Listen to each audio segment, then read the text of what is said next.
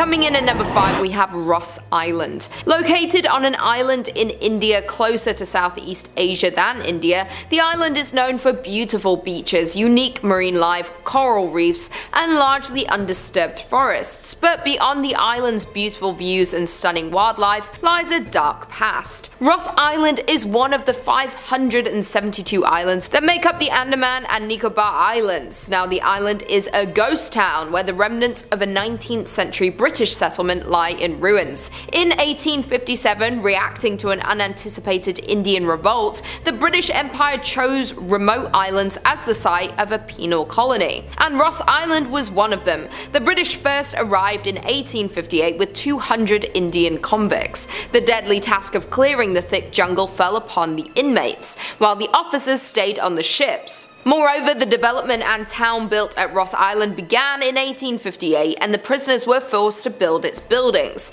The island was transformed to resemble a British town, with houses, offices, clubhouses, bakeries, stores, churches, and everything else that the British would not miss when they were away from home. The British ruled Ras Island for more than 80 years, up until nature was against the development. In 1941, a gigantic earthquake affected the island and left the town on the island completely ruined. The British thought rebuilding the town would not be worth it, and overnight left the island in complete ruins. Abandoned in the 1940s, the island is now being reclaimed by nature. Homes, a massive church, ballrooms, and even a graveyard all are in varying stages of decomposition, being taken over by an unyielding forest. In at number 4, we have Terlingua, Texas. Near the Mexican border, you'll find the town of Terlingua, Texas. In the 1800s, it was discovered that the area in which Terlingua was built was plentiful in cinnabar, a red mercury sulfide, from which mercury can be extracted. This caused an influx of miners to the area, but it wasn't until Jack Dawson's discovery and production of the area's first mercury in 1888 that it drew a population of 2,000,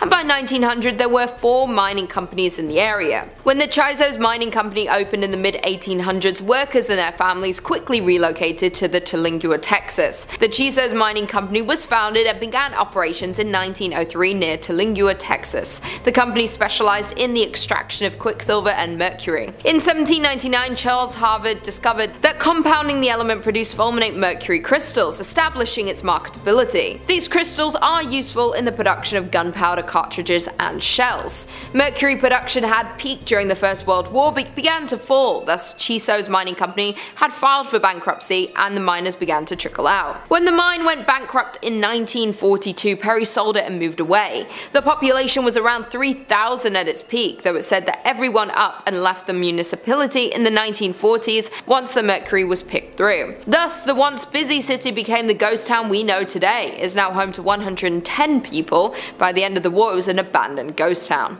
In at number 3, we have Kennecott, Alaska. A once flourishing town with businesses, shops, a train, and a lively community is now left as a ghost town. The town of Kennecott in Alaska was flooded with people after copper was discovered in 1900. After the discovery, a group of wealthy investors formed the Kennecott Copper Corporation to mine the mountains above the Kennecott and Root glaciers. In the 27 years the mine was in full operation, the company and town grew significantly in fortune and people, and at its peak Kennecott employed 600 people. But by 1938 the copper was mostly gone, the mine was shut down and the town was left abandoned. The town was abruptly abandoned by its citizens, leaving most of their possessions behind. Since the middle of the 1950s the place had been completely deserted, with the railroad discontinued service that same year. Reports of ghosts along the abandoned tracks of the Kennecott train have been claimed for decades, while other visitors report having seen old tombstones along the route of the tracks, though the gravestones then vanish by the time the visitors make their return trip. Others have reported hearing disembodied voices and phantom children laughing. Reportedly, a 1990s construction project were halted after workers were scared away by the creepy sounds and unexplainable events.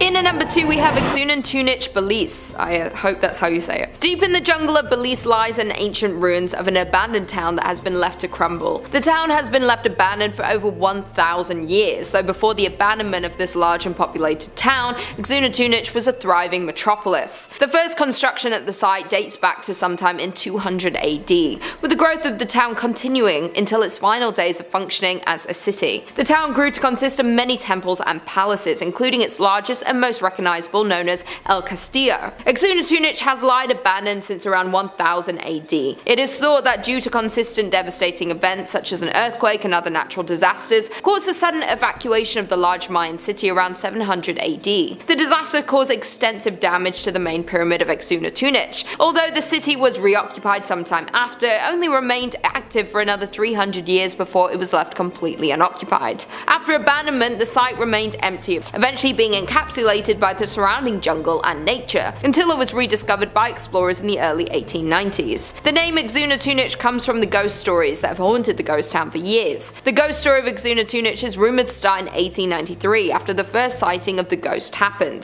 The first ghost sighting goes as one morning a man who was part of a research team working on the site saw what he described as a Mayan maiden ascending the staircase of the Xunantunich's main pyramid. This vision caught him by surprise, so he continued to watch as the woman walked further up the stairs. Suddenly she stopped and turned to look at the man, where he was able to get a glimpse of her glowing red eyes that pierced his soul. She then turned to continue her climb to the top of the pyramid, where she would disappear amongst its stone columns. The shocked man quickly assembled a team to search for this woman, yet no trace of her was ever found. Since this sighting, countless more visitors have reported to also spot the ghostly maiden who haunts Xunantunich. She is always described to be ascending El Castillo's stairs. To this day, the sightings and reports from visitors continue. The ghost frequency is what gives Xunantunich its name, which translates to the Stone Lady in the Mayan language. Some believe that this Mayan maiden have formerly lived within the city many years ago. Others believe that she was a human sacrifice, trapped to relive her last moments of ascending to the top of the pyramid where her ritual would have been conducted. Then there are a few who believe her to be some sort of ancient godly spirit linked to the site and the Mayan culture. And finally, in at number 1 we have Calico, California. The ghost town of Calico can be found in California, midway between Batsto and Cerro. The beginning of the town started in 1875 and was built under the impression that there were prospects for silver in the Calico Mountains. But in the spring of 1883, many of the local miners left Calico when borax was discovered 3 miles east at Borate. Though Calico again boomed in 1884 as additional silver discoveries were made.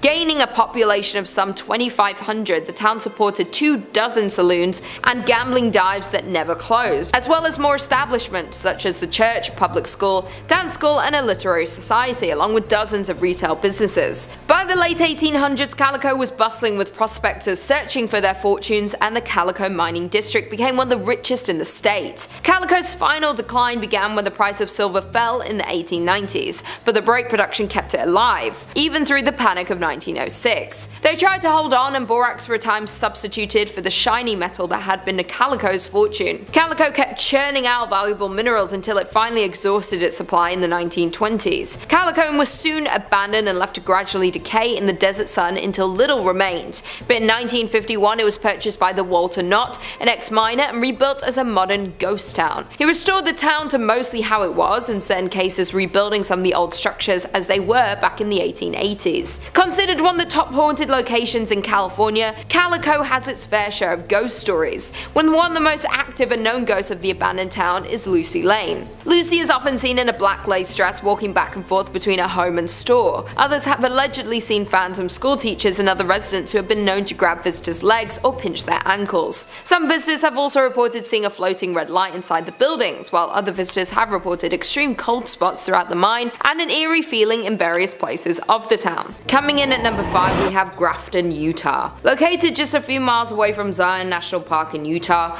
the now abandoned town of Grafton can be found. The town was originally established in 1859 when 5 Mormon families nearby were led to establish a town they called Wheeler to plant cotton, which would have been a profitable commodity during the Civil War. After only 2 years, the town was struck by a massive flood starting on January 8th of 1862 that washed away the entire town. However, the pioneers did not give up that easily and moved about a mile upstream and founded a new town named Grafton. They grew cotton, alfalfa and wheat, but life was harsh and many residents lost their life due to the diseases and various accidents. The mortality rate was also extremely high, which accounts for about 77 total graves in the nearby cemetery. The town flourished for a while despite recurring floods, with a church and adobe schoolhouse being built in 1886, but when the Hurricane Canal was built in 1906, many families started to move to Rockville and Hurricane, and by 1920 only 3 families remained in the town, and in 1944 the town's last residents, Frank Russell and his wife Ellen, moved as well. And although the town is now well maintained by the non-profit volunteer organisation of the Grafton Heritage Partnership Project, its dark past can still be felt when exploring the area. People have reported hearing ghostly footsteps over the creaky floors in the empty buildings, as well as the breath of ghostly souls on the back of their necks. The entire town gives visitors a feeling as if being watched, and the shadowy figures can sometimes be spotted in the windows. Another visitor of the ghost town visited the basement of the Russell home and claimed that they found a chair sitting in the middle of the basement with a mark on it as if someone had recently sat on it. They had been exploring for over an hour at this point and had not encountered another person on the way to town or the entire time they were there, but for some reason the print looked brand new, with not a single speck of dust on it. After filming for a few moments in the basement and recording into the silence, they felt a rush of air, as if someone had just walked past them, which scared them, and they decided it was time to leave. There are even rumours of skinwalkers lurking in the area. Even the cemetery itself has many reports of people hearing crying, laughing and chilling screams, especially late in the day and when it's overcast. Some people have even seen a woman in a dress with her hair in a bun walking around the cemetery sobbing, but when they approached her she disappeared into thin air. There is no doubt that there is definitely a very uncomfortable feeling while walking around the gravestones, which isn't surprising knowing the sad history of the people laid to rest there. In at number 4 we have Deadwood, South Dakota. The town of Deadwood is located in South Dakota and gained attraction in the gold rush of 1876. In 1875, a miner named John B. Pearson found gold in a narrow canyon in these northern Black Hills. This canyon became known as Deadwood Gulch because of many dead trees that lined the canyon walls at the time. Practically overnight, the tiny gold camp boomed into a town that played by its own rules that attracted outlaws, gamblers and gunslingers along with gold seekers. At its height, the city had a population of 5,000, attracting larger-than-life Old West figures back then. The business district comprised largely of saloons, dance halls, card parlors, and bodacious bordellos.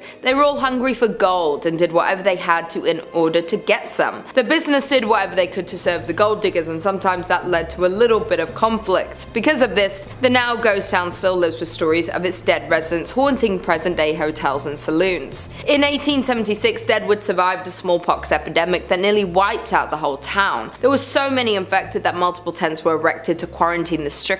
In addition, it suffered 3 major fires. One devastating fire occurred on September 26, 1879, destroying more than 300 buildings and consuming the belongings of many inhabitants. Many numerous economic hardships also followed, pushing it to the verge of becoming another Old West ghost town. One of the most paranormally active sites in the ghost town is the Adam House. Built in 1892 after owner W.E. Adams had a stroke on the premises, his wife was so disturbed by the sounds of his ghost still walking around, rocking the rocking chairs and so forth, that she moved and left the house untouched, exactly as it was when he died. Now visitors and employees report having seen a rocking chair rock on its own, encountered a shadowy man standing at an upstairs window, and heard voices and footsteps in rooms throughout the house. In at number 3 we have Garnet, Montana. Found in Montana, the abandoned town of Garnet was another gold rush town that drew thousands of hopeful miners. Between 1862 and 1916, gold was mined from the area. During the peak of the town, it had hotels, saloons, schools, and stores in the midst of the town's biggest years.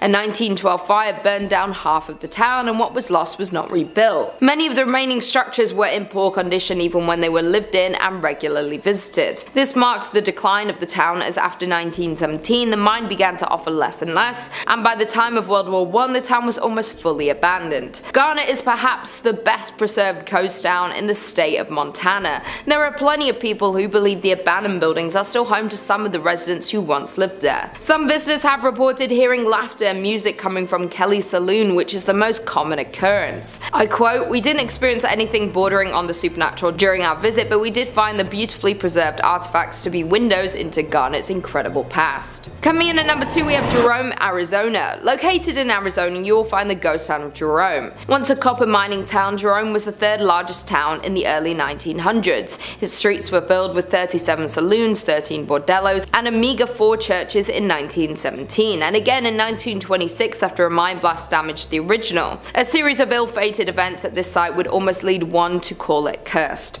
When the Great Depression hit, conditions in the town took a sharp downturn. Plagued with man-made disasters and poor fortune, Jerome's population gradually dwindled from thousands to somewhere between 20 to 50 residents. Finally, in 1950, the town was abandoned for good. A number of visitors have recounted other mysterious sightings. Visual apparitions range from human-shaped figures that roam the halls and stairways of the old hotel to a friendly animal that is said to scratch and meow at the doors. Additionally, one of the town's most well-known ghosts is said to lurk at the town's community centre. Formerly called Lawrence Memorial Hall, the building is more often familiarly termed Spook Hall due to several strange happenings. With all the other apparitions wandering about this historic town, the cemetery, of course, known as the most haunted place in the whole town. Visitors here have made numerous reports of dark figures moving about, the sound of ethereal footsteps, and the sounds of distant voices. The old cemetery includes graves dating from 1897 to 1942. And finally, in at number 1, we have Cerro Gordo, California. Cerro Gordo is a ghost town located in Death Valley and is considered one of the best abandoned places in California. Cerro Gordo means fat hills in Spanish. It was named this for the vast amount of silver it contained. By the end of 1869, the city flourished and became well known for its promising business. By 1871, Cerro Gordo was well established as a mining town. The American Hotel was completed that year, as were several other permanent structures, a general store, restaurants, and saloons.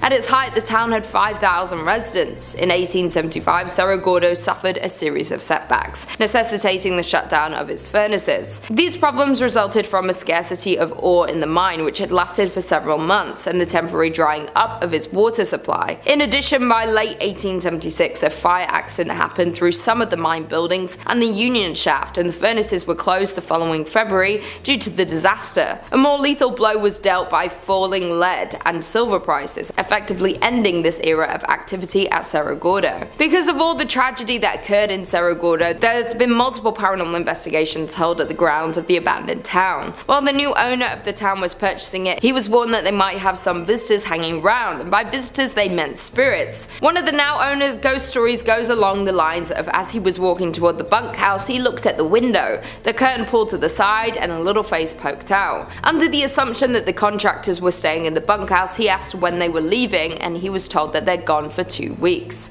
So a little uneasy, he locked up the door and went for a hike. By the time he got back, the kitchen light was on, even with the lock still on the door. Coming in at number 5, we have Bodie, California. Located up in the Bodie Hills in Mono County, California, near Yosemite, in 1859, 4 miners found a good place to look for gold in the hills near the California-Nevada border. Bodie died in a blizzard not long after, but a small mining town sprung up at their camp. The town was home to 10,000 people. Bodie was a mining camp in 1859 where people had seen gold in its hills. Eventually it turned to a well-populated town. Though, like most mining towns, it saw its peak, its losses, and then its decline. Fast forward to 1962 and the town would be fully abandoned. Although it already showed signs of decline with dwindling numbers at the start of the 20th century, a series of fires forced the last remaining residents to flee the town, leaving it almost exactly as it was in the early 1900s. Dinner tables are still set up, shops are still stocked with supplies, and restaurants are still poised to serve long-forgotten meals. Today, the 110 silent buildings sit spaced out for traffic and people that aren't there. Buildings such as a barbershop, a church, a mill, a morgue, and a leaning hotel is held up by a beam have been left untouched for 100 years.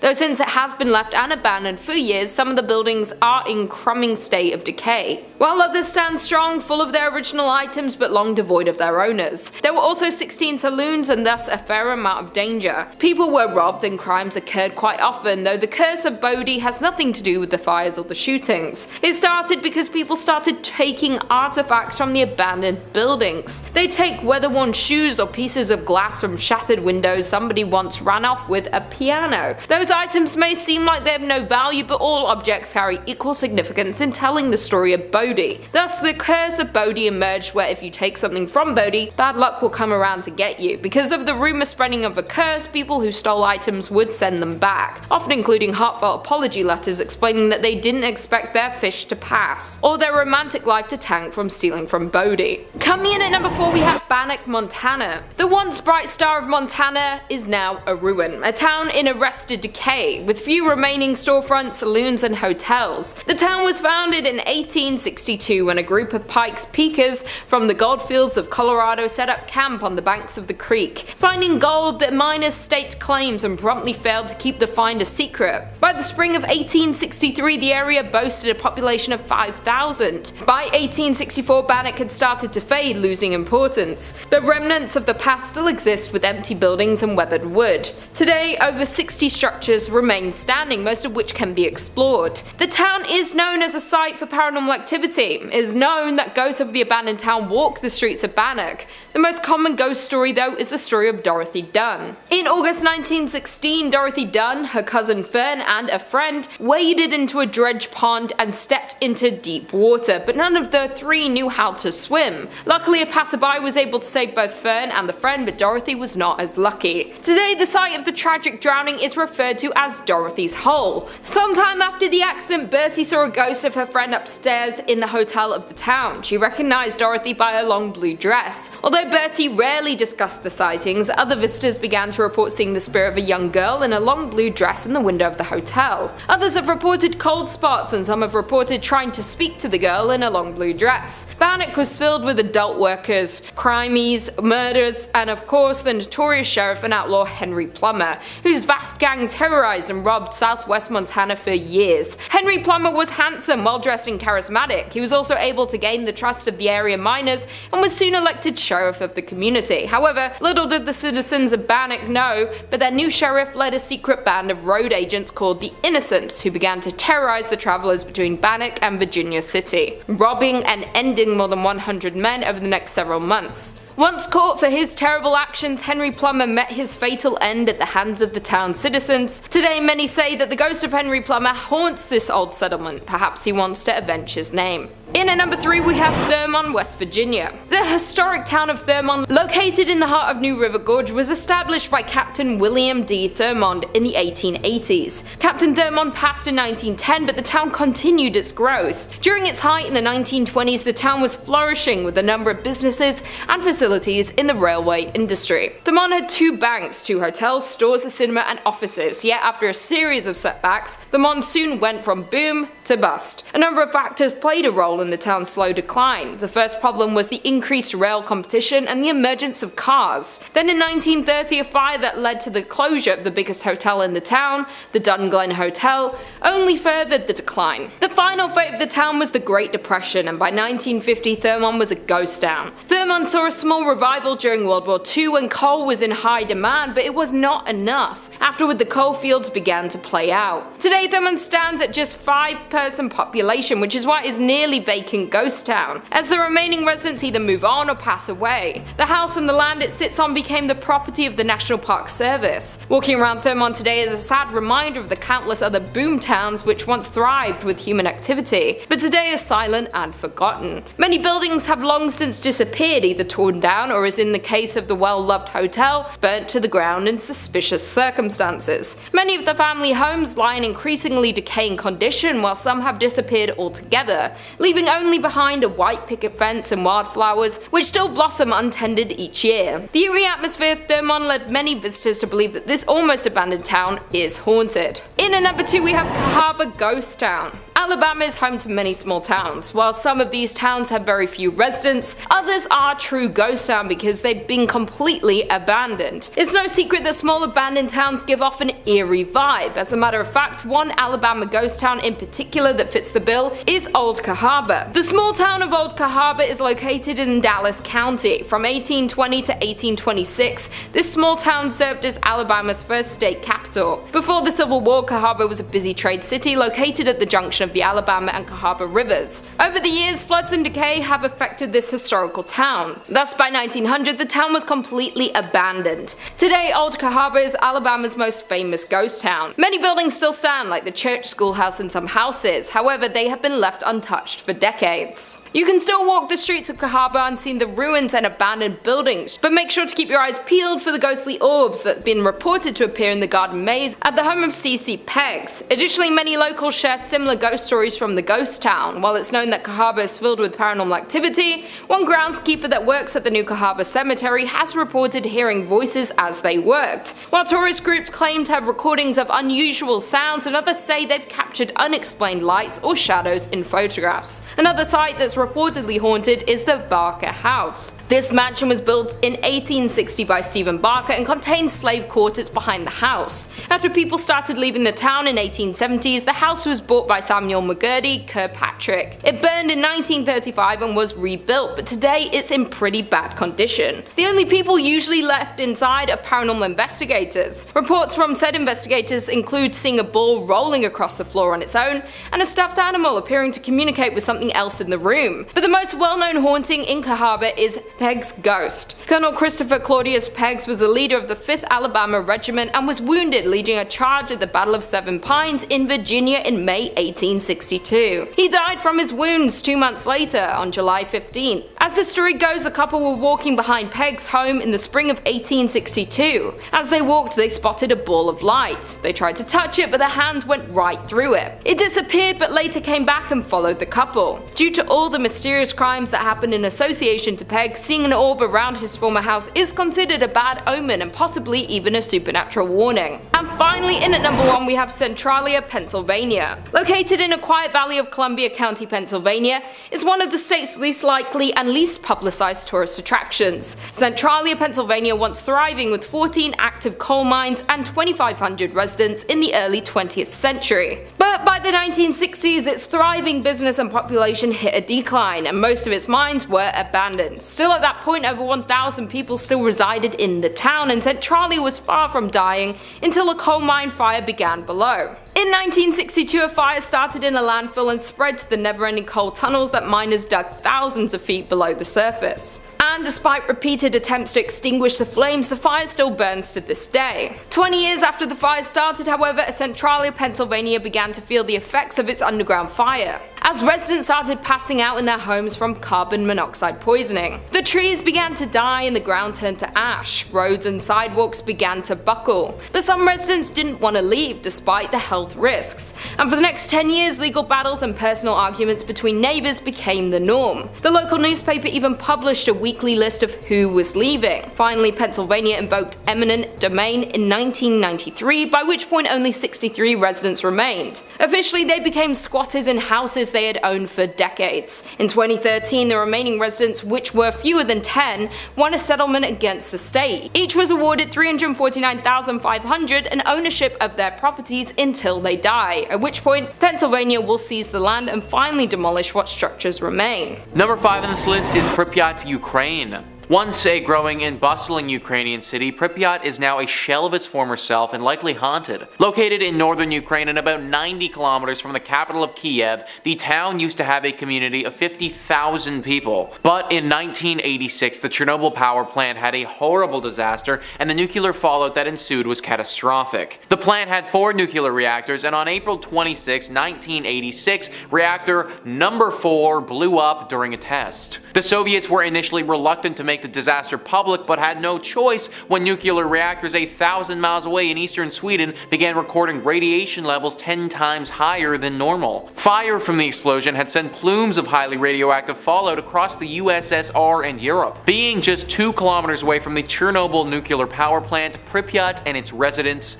was dangerously close to the nuclear fallout. The human body isn't made to withstand that level of radiation, and all areas near the blast had to be evacuated immediately. The town of Pripyat and all of its tens of thousands of residents was no exception. Decades have passed and this place has been eaten alive by time with no human intervention. With the horrible radiation fallout as well, who knows what sort of creatures are lurking here now? Its buildings have decayed and been partially reclaimed by the elements, and wild animals that roam through apartments people used to call home, sports complexes, and amusement parks. In the town post office, hundreds of letters from 1986 still still sit waiting to be mailed. While radiation levels in Pripyat have dropped enough in recent years to allow former residents to make brief visits, scientists estimate that it could take several centuries before the town is once again safe for habitation. Number 4 on this list is Gunkanjima, Japan. Being 480 meters in length and 160 meters wide,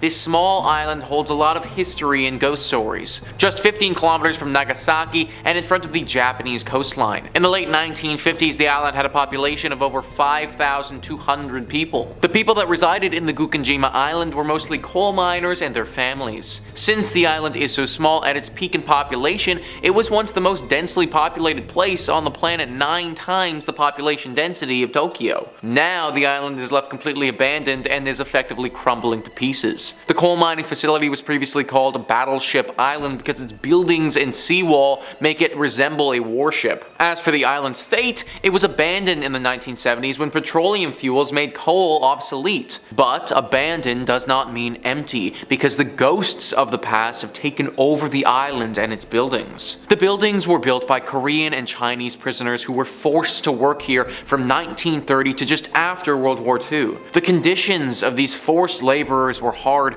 and some never made it back home. The people who worked here named the island Jail Island, or even Hell Island. After the war, the Japanese came to the island to work here themselves. In 1974, the mines started to run out of coal and people left the island. Soon, the island's uninhabited parts were reclaimed by nature. The weather conditions started affecting the concrete and buildings started falling apart. Sometimes people camped out here, but that was a very dangerous thing to do. The government wanted to discourage people from going over on their own and therefore decided to make it open to the public. Even though tourists are allowed to visit the island today, the echoes of the past still linger here, especially in the minds of the relatives of those forced laborers that have been forced to work here and inside the crumbling buildings. Fishermen who sail near the island claim they have seen strange flickering lights in the buildings, even though the island has no electricity. Strange noises have been heard and cold spots have been felt. People say they had the sensation of being watched, and there are some claims of people that have been touched by unseen hands. Nowadays, people who have visited say the decaying settlement contains so many items from the 70s that it almost looks as if people still live there. Day trippers beware, though, as exploring Hashima takes organization and many of the building structures are dangerously unstable. Number 3 on this list is Deception Island in Antarctica. Deception Island can be found just off the northwest Antarctic Peninsula in the South Shetland Islands. The island itself is quite remote and can only be reached by ship. The island was once known for being the safest harbor in Antarctica and used as a sealing and whaling station, having interested Britain, Chile, and Argentina for a place of science and military, where Britain ended up using it as a military base, but not for long, as it was deserted when volcanic activity destroyed it in 1960. Today, Deception Island is a popular Antarctic tourism destination and a scientific outpost for summer research teams from Spain and Argentina. With a history rich in destruction and conflict, the horseshoe-shaped landmass can leave visitors with more than a touch of nostalgia and even the uneasy feeling that the island is true to its name, that something here is not as it seems. Since it's been abandoned, the island is known to be a paranormal active hotspot, as many of the ghosts of Deception Island are plain to see, with abandoned scientific research stations, airplane hangars, whaling operations, and military bases being scattered around the island. Many who have visited Deception Island have said they felt uncomfortable, as though they're not alone in more ways than one, with many visitors having heard strange voices seemingly coming out of nowhere. Others claim to have seen shadowy figures. Strange orbs of light are commonly seen there as well, only adding to the mystery and intrigue of such a place. With no immediate way to escape the island, making the risks of visiting the island and interacting with paranormal activity a little scarier. Number 4 on this list is Craco, Italy. Even though the residents of Craco, Italy are long gone, the town on the hill remains abandoned. Located atop a 1,300-foot cliff overlooking the river valley below, the town was founded in the 8th century. Craco is only 40 kilometers inland from the Gulf of Taranto and a part of Italy's Basilicata region.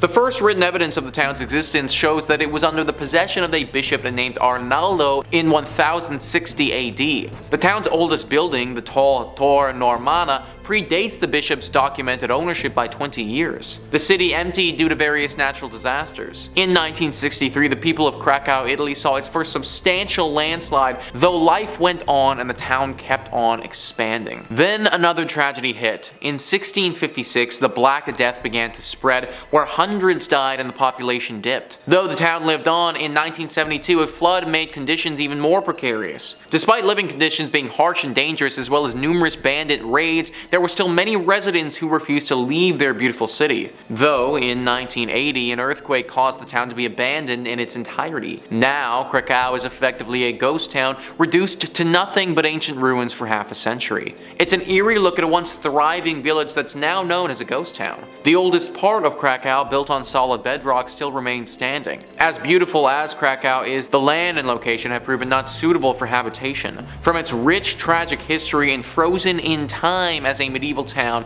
it's only safe to assume that the town is haunted by its past. And finally, number 1 on this list is Kennecott, Alaska. Built in 1903, the town of Kennecott was once bustling with people, full of workers who came to the town in search of wealth and work in the mines. There were businesses, shops, a train connection, and a lot of life. Then, in 1938, the town was abruptly abandoned by its citizens, leaving most of their possessions behind. Since the middle of the 1950s, the place has been completely deserted. In the Kennecott mines, it was not gold that people were digging for, like in so many other places, but copper. After copper was discovered in the area in 1900, a group of wealthy investors formed the Kennecott Copper Corporation to mine the incredibly rich veins in the jagged mountains. In the 27 years the mine was in full operation, the company made more than $100 million and a company town grew around the mine. It grew quickly into a major town with a school, a hospital, a saloon, and a brothel. But by 1938, the copper deposits were mostly gone,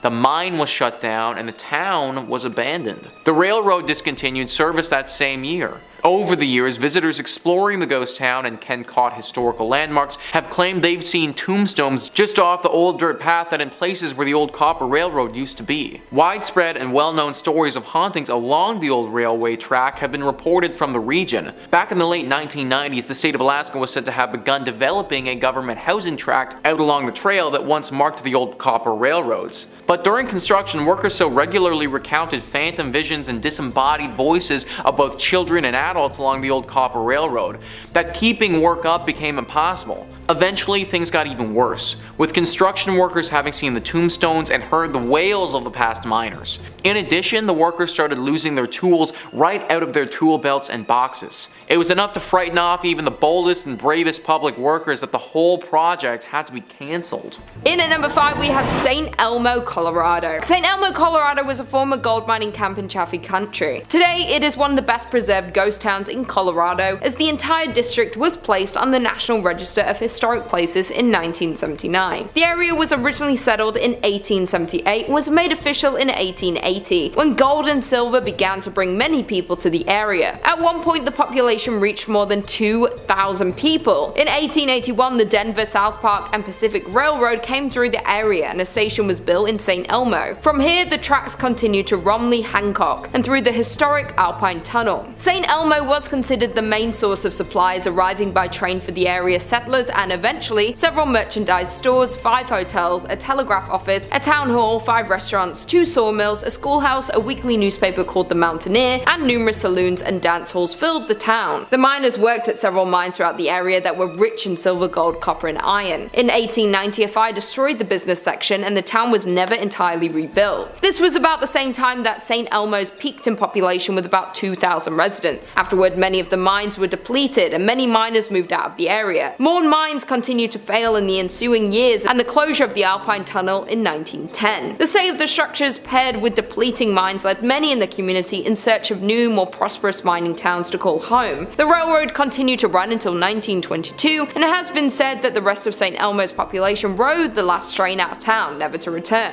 In 1969, the United States recognized St. Elmo as a historic district, and soon after, it became a unique tourist attraction that's open to the public, showcasing what life was like in the old Old West. There is no shortage of urban legends and reports of hauntings in St. Elmo, but the most common occurrence of paranormal activity centers around the town's most notable family. To this day, one of the members of the Stark family still can be spotted in the ghost town. Anton's only daughter Annabelle resided there until she died in 1960. As legend has it, Annabelle continued her promise to protect the city even after she took her last breath. In at number 4 we have Rhyolite, Nevada. Founded in 1904 and abandoned by 1916, Rhyolite was one of several short-lived boom towns from the late gold rush era. People were drawn to the desert on the edge of Death Valley by the promise of gold found amongst quartz in local mines, and by 1906 the town had all the promising indicators of permanence and the largest population in the area. The town's citizens had an active social life, including baseball games, dances, basket socials, whist parties, tennis, a symphony, Sunday school picnics, basketball games, Saturday night variety shows at the Opera House, and pool tournaments. In 1906, Countess Majowski opened the Alaska Glacier Ice Cream Parlor to the delight of the local citizenry. That same year, an enterprising miner, Tom T. Kelly, built a bottle house out of 50,000 beer and liquor bottles. But in 1907, the US financial markets were rocked by panic that saw closures of banks, businesses, and mines. Rhyolite began to falter. The mine closed in 1911. Some claim that Rhyolite, about 120 miles northwest of Las Vegas, was once home to thousands of people, though not much remains of its glory days, which lasted less than 20 years. Set up in 1905, the town was a mining hotspot, but after the richest ore was exhausted, workers left for a new pasture, and the population had dropped to close to zero by 1920. Industrialist Charles M. Schwab invested heavily in Rhyolite's infrastructure, which boasted a school, electric lights, water mains, newspapers, a hospital, and even an opera house, some of which can be seen today. There are only around 10 significant structures, yet the site is very evocative. The crumbling remains set against a backdrop of stark desert hills. In at number 3 we have Jazrat al-Hamra,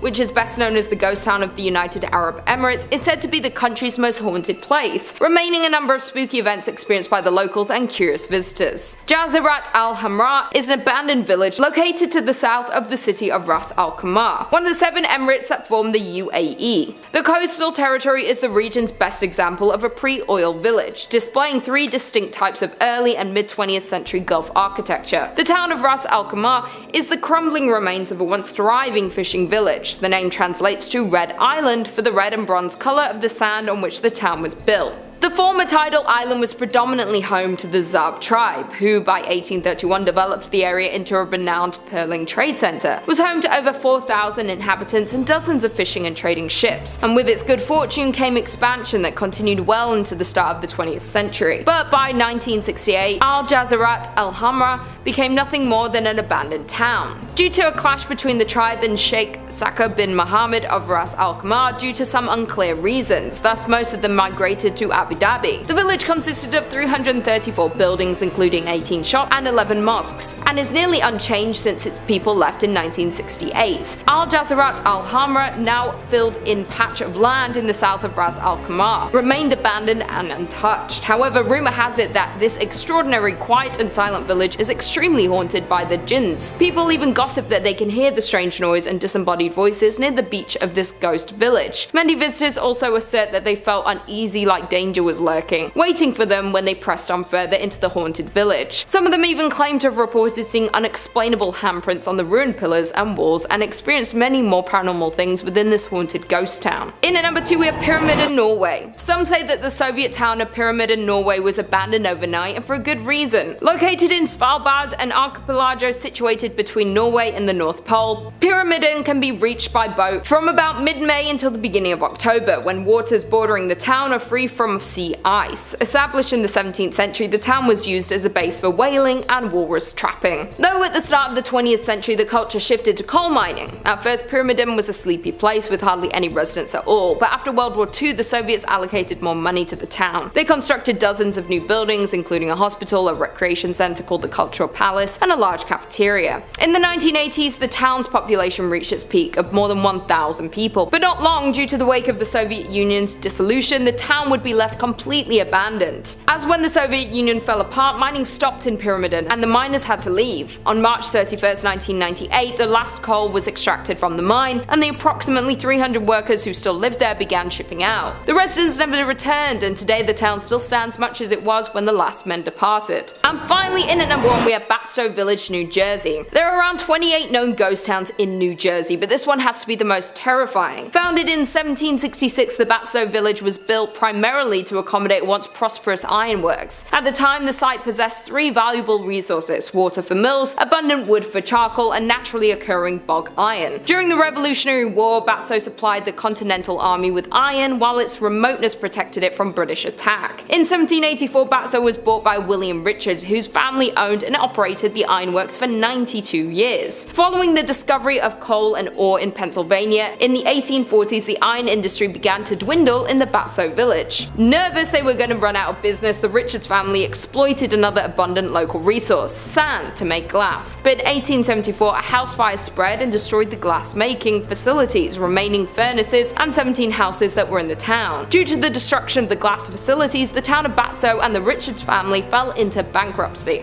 The Richards and many of the villagers moved away after the accident, leaving the site silent. In 1876, the property, along with huge tracts of land around it, was purchased by industrialist and businessman Joseph Wharton, with the plan of reinventing the declining town into an agricultural, foresting, and cranberry farm. But after his death in 1909, the land was held by a trust until purchased by the state in 1954 to form the Wharton State Forest. The state's plan for the town was to restore its 50-room mansion, as well as to rebuild the dam that was located on the lake, though the efforts to reinvent Batsto weren't enough to save it from its inevitable end. As when the state of New Jersey bought the village with a plan of improving it, the residents didn't see a future in the town, so they all left it, with roots that can be traced back to 1766 and the last remaining resident leaving in 1989. There are more than 40 structures still standing in the historic town, including a charcoal kiln, carriage houses, stables, ice and milk houses, a blacksmith, general store, gristmill, and a wheelwright shop. In at number 5 we have Batsto Village in New Jersey. Located in New Jersey, Batsto Village is a historic community centered around the Batsto Iron Works. The site was ideal for ironwork because there was water for mills, abundant wood for charcoal, and naturally occurring bog iron. The well-preserved and lovingly restored village dates back to 1766. As the operation of ironwork grew, so did the village. There were mills, cottages, and over 3 dozen structures and buildings still remain, many from the early 1800s. But by mid-1800s, iron production declined due to the discovery of coal ore. As the need for iron declined, then glass making was pursued by the town, but at that point the population already started to dwindle. When Joseph Wharton purchased the property, he primarily focused on forestry and agricultural endeavors. After Joseph Wharton passed in 1909, the property was managed by a trust. The state of New Jersey began buying the land in the 1950s. The last resident to leave the town left in 1936, but not before strange disappearances occurred. According to local legend and a bunch of conspiracy theorists, Ong's Hat offers a portal to a different dimension. In the 1970s, a few professors from Princeton fled there after being mocked by their quantum physics theories. This was when they claimed to have discovered interdimensional travel. According to other local legends, the devil is the 13th born son of the Leeds, the first inhabitants of New Jersey. Mother Leeds gave birth to a healthy baby, who within minutes transformed into this beast. This old ghost town is said to be a hotspot for the Jersey Devil activity, and in the last 50 years there have been numerous reports and encounters with the beast in this area. Some of these encounters include strange tracks along with hearing screams just outside of the village. One sighting of the Jersey Devil comes from a group that saw the creatures crossing the street in front of them. When visiting the village, some say you can feel his presence as if he's walking right behind you. In at number 4 we have Bodie, California. Located up in the Bodie Hills in Mono County, California, near Yosemite, in 1859 4 miners found a good place to look for gold in the hills near the California-Nevada border. Bodie died in a blizzard not long after, but a small mining town sprung up at their camp. The town was home to 10,000 people. Bodie was a mining camp in 1859 where people had seen gold in its hills. Eventually it turned into a well-populated town, though like most mining towns it saw its peaks, its losses, and then its decline. Fast forward to 1962 and the town would be fully abandoned. Although it already showed signs of decline with dwindling numbers at the start of the 20th century, a series of fires forced the last remaining residents to flee the town, leaving it almost exactly as it was in the early 1900s. With the dinner tables still set, shops are still stocked with supplies, and restaurants are still poised to serve long-forgotten meals. Today, the 110 silent buildings sit spaced out for traffic and people that aren't there. Buildings such as a barbershop, a church, a mill, a morgue, and a leaning hotel are held up by a beam and have been left untouched for 100 years. Though it has been left abandoned for years, some of the buildings are in a crumbling state of decay, while others stand strong, full of their original items but long devoid of their owners. There were also 60 saloons and thus a fair amount of danger. People were robbed and crimes occurred quite often, though the curse of Bodie has nothing to do with the fires or the shootings. It started because people started taking artifacts from abandoned buildings. They take weather-worn shoes or pieces of glass from shattered windows. Somebody once ran off with a piano. Those items may seem like they have no value, but all objects carry equal significance in telling the story of Bodie. Thus the curse of Bodie emerged: if you take something from Bodie, bad luck will come around to get you. Because of the rumor spreading of a curse, people who stole items would send them back, often including heartfelt apology letters, explaining that they didn't expect their fish to pass or their romantic life to fail from stealing from Bodie. In at number 3 we have Terlingua in Texas. The town of Terlingua, Texas was once a bustling mining town full of life, wealth and promise. Today it's a ghost town with abandoned mine shafts, a general store, an old jail, a church and multiple ghost houses. Terlingua became of interest to local miners in the late 1800s when they discovered cinnabar, a red mercury sulfide. A man by the name of Jack Dawson discovered that mercury could be extracted from the cinnabar, and by 1900 there were 4 mining companies in the area with a population of over 2,000 people. The Chisos Mining Company owned the entire town of Terlingua, and at one point they built a general store, a post office, a hotel, a school, a theatre and even a telephone service. Though conditions in the mine were tough, with the 7-day work week being the standard, working long days in the desert heat led many miners to lose their lives in the mines. To make matters worse, the Chisos Mining Company even paid their workers in coupons, which could only be spent at the company-owned store. The decline started once the mines dried up. Companies left and the people left with them. One of the scariest parts of the town is the church, which sits on the hill above the ghost town. One quote says, "As we approached the church, the door opened all by itself. Inside the church, visitors report an eerie feeling when entering the church. Moreover, several others report experiencing blackouts, blurred vision and even hallucinations while exploring the abandoned town." Researchers theorize that this is due to low-frequency sound waves in the area that are able to alter people's perceptions of the things around them, and as well as disorient them. In at number 2 we have Ludlow, Colorado. Located about 12 miles north of Trinidad, Ludlow, Colorado is a ghost town known for an infamous event in 1914. A former mining camp, it was the location of the Ludlow Massacre. Beginning in 1910, the resident coal miners grew unhappy over their dangerous working conditions and began to debate a strike. By 1913, a strike had begun, much to the dismay of owner John B. Rockefeller. On April 20th, 1914, there was a massacre in Ludlow, where the Colorado National Guard and Colorado Fuel and Iron Company guards attacked miners, burning their tents to the ground. Known as the Ludlow Massacre, 25 people lost their lives. The massacre was the height of the Colorado Coalfield War, which began a year earlier in 1913. 2 coal mining counties, Las Animas and Huerfano, were the centers of the conflict. The United Mine Workers of America led the strike against the Colorado Fuel and Iron, owned by Rockefeller. They were upset over the horrible working conditions. Both parties led attacks back and forth over the years. Today, the old company town of Ludlow still stands as a ghost town, and the site of the tent city is also kept preserved, now under the care of the United Mine Workers of America. A monument to the deceased was also built by the Union at the site. In addition, the cellar where so many innocents perished is still in place. The doorway can still be seen and the dark depths of the pit can still be viewed. Though this isn't recommended, as many people who visit the abandoned ghost town report a strange feeling when looking through the doorway, and even worse, possible whispers around them with an unexplainable source. And finally, in at number 1 we have Helltown, Ohio. The abandoned town known as Helltown can be found in the Cuyahoga Valley in Ohio. Thus, it's an eerie, deserted town known by locals to be haunted. No people live in the area anymore, though there are still remnants of the lives of former residents left behind. The whole town is surrounded by hazardous roads that seemingly lead to nowhere. Locals believe this was done to confuse any wandering explorers. But the Helltown Church seems to have inspired the town's ominous name. The tiny white church is in the center of Helltown and is central to all local theories. Some say the church was a place of worship for practicing Satanists who still lurk around the closed-off roads, hoping to recruit unwelcome visitors. Others believe the town was evacuated after a chemical spill that resulted in bizarre mutations of the residents and animal population. The legend of the Peninsula Python stems from this theory. There even sits an abandoned school bus in the town with legends of its own. The story goes that the bus was carrying a group of high school students who were going to one of the ski resorts near Boston when an elderly woman and flag down the bus. She was in a panicked state and explained that there was a young boy in her house who was seriously hurt. The bus driver, in an attempt to help, turned down her driveway and drove into the woods hoping to help the boy. When the bus approached the house, Satan worshippers swarmed it and sacrificed all those on board. The bus sat back there for over 30 years, standing as a warning to all who decide to venture into Helltown. A local paranormal investigator set out to research the abandoned town, and to his surprise, what he discovered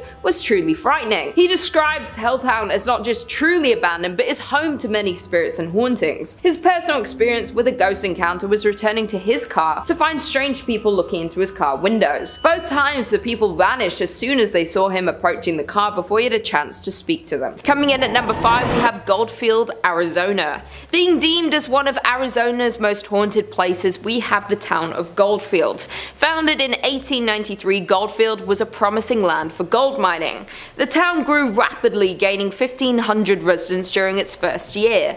The space was quick to build businesses including stores, a blacksmith, a butcher, a brewery, and 3 saloons. Though the town of Goldfield met its fall just as quickly as it was built up. After 5 short years, the gold ran out and people began to dwindle, eventually leaving it fully abandoned, securing its ghost town status. Being classified as a ghost town doesn't necessarily mean a place is haunted by ghosts, but this is not the case for the Goldfield ghost town. There's plenty of documentation and investigations that point to Goldfield being a paranormal active ground. It is known that a mysterious figure lurks within the shadows of the Goldfield ghost town, Bordello. It is unclear who this spirit would have been in life, yet it is commonly believed he was once a miner who lived in the town. Unexplainable knocks and bangs are heard in the building, and some unfortunate visitors have been scratched. This activity is attributed to a dark character who's usually seen wearing a cowboy hat. Just on the horizon of the Goldfield ghost town sits a landscape made ominous by its name and the legend surrounding it. The Superstition Mountains are cloaked in mystery and at the center of many fables, making them notorious among the paranormal community. The Superstition Mountains carry many secrets, the most famous being the location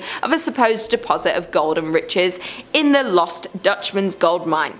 A curse has kept this treasure safe since the days of Goldfield's mining boom. Many have set out to locate these riches, and many have returned empty-handed or found only death. Countless adventurers have perished in the Arizona heat pursuing this chase. Their ghosts are said to now haunt the mountainside. Other secrets of the mountain have people believing that the hill is a place where evil spirits hid and told stories of a devil that lived behind the mountain. There's also a rumored apparition of a hugely tall skeleton named the Borrego Phantom, which appears to those exploring the mountain after dark. Another layer of creepiness is added to the mountain by the local legend that reptile-looking people surface there after dark. All of these creepy mysteries are summed up pretty nicely in the Superstition Mountain's name. In at number 4 we have Glen, New Mexico. Found on the state border of Texas and New Mexico lies the town of Glen. Founded in 1901, it was a town where wheat and cattle farmers settled and grew a community. Being divided between 2 states made for some unusual customs in Glen. The mail would arrive at a train depot on the Texas side, but would have to be transported to the post office on the New Mexico side. The Texas side was part of a dry county, so all the bars were on the New Mexico side. Because the gasoline tax was higher in New Mexico, all the service stations were on the Texas side. By 1920, Glen had a hotel, a hardware store, and a land office, as well as several grocery stores, service stations, and cafes. Though Glenrio's permanent population never rose above 30 people, the town survived with its tourist-based businesses catering to the many travelers along Route 66. By 1985, only 2 residents remained in the small town, and the Texas post office was the only business open. It too has long since closed. Other buildings have overgrown sites, missing windows, or debris surrounding them. The detritus of 4 decades when Glenroe welcomed tens of thousands, fed and entertained them, and sent them on their way towards Chicago or California. In at number 3 we have Nevada City in Montana. Miners settled in Nevada City in 1963, along with establishing their homes and businesses in this new town. Located in southwestern Montana, the town is 1.5 miles from Virginia City. The town was thriving up until 1876 when the gold miners moved to other promising sites. In 1896, the Connery Placer Mining Company destroyed most of the city's buildings. The company dredged the gulch and later abandoned it, leaving heavy wooden barges. This abandoned town being haunted is old news, as the Nevada City Hotel is reported to be frequented by by the apparition of a road agent who lost their life nearby, according to online sources. Visitors have also reported hearing footsteps in the hallways and seeing shadowy figures standing behind their reflections in mirrors. Additionally, the spirit of an older cowboy figure who never speaks but lurks in the hotel rooms and even sits at the bar in the Virginia city. Back when the hotel operated, guests also complained of a weeping woman, always in the same room, only to be told there was no guest in the room in question. In at number 2 we have Custer, Idaho. The mining town of Custer was born in 1879 by gold miners looking for their next gold hotspot. Prospectors discovered gold in what would become known as the Yankee Fork area of central Idaho in 1867. The area was worked on a small scale for more than a decade before the discovery of General Custer Mine. The General Custer Mining Company closed in 1888 and the district experienced a sharp decline. In 1899, the town of Custer has 5 saloons, 3 stores, a hotel and 3 boarding houses, but the town never established even one church. By 1910, most of the mines in the area were closed and the Yankee Forks boom years came to an end. The combined population of Custer and the nearby Bonanza was just 66 people. The Silver Messenger reports just 2 families remaining in Custer in 1911 and then being fully abandoned the year following. Today it has been purchased by the US Forestry Service and, in conjunction with the Friends of Custer Society, is slowly being made into a historic site. Some original buildings have already been renovated, some are in process and many others are slated to be restored. Several buildings lost in a 1960s grass fire are due to be replaced with replicas. The Forgotten Town is a landmark for many people such as tourists and especially paranormal investigators. In the old schoolhouse is a museum containing items left behind and showcases the town's unique history. Although interesting, you can't help but get an eerie feeling thinking about the people who once owned these items, as walking into one of these structures is like walking back in time. To think this town was once active with human energy and miners working every single day. And finally, in at number 1 we have South Pass City, Wyoming. Only about 10 miles north of the Oregon Trail is the shell of a town that used to be a busy gold mining camp. Established in a small valley along the banks of Willow Creek, the town was born in 1867. The town was built there because gold was discovered in the Wind River Mountains. By 1868, South Pass City boasted over 250 buildings, 1,000 people, and hundreds of claims. The town was extremely busy as its half-a-mile-long main street boasted numerous hotels, restaurants, general stores, 2 newspapers, doctors, a bowling alley, and dozens of saloons.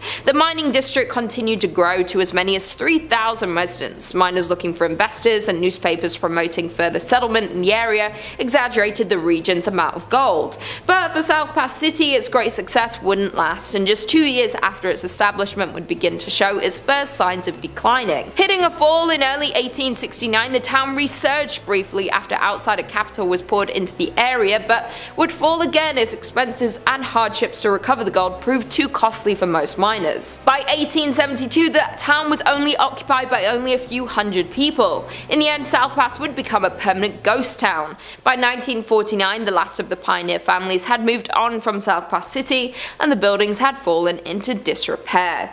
The grounds of the old town are known to be haunted, and Highway 287 that follows the route of the Oregon Trail over South Pass, which is the reason South Pass City ever existed, has had its fair share of ghost sightings. According to a local ghost story, a woman was driving home from a long day in Denver. Her friend had fallen asleep in the passenger seat. After passing through Jeffrey City, the driver spotted a dark, hunched figure walking toward the road in the sagebrush. About a half-mile later, she saw the same figure closer to the road. She noted his pig coat as he became clearer. About a half-mile later, still thinking about this man and his surprising reappearance, she reached over to wake her friend and request she take a turn driving. As her friend awoke, she saw the same man at the edge of the road, just crossing the white line onto the highway next to the car. Screaming, they accelerated away and compared descriptions. It was certainly the same man.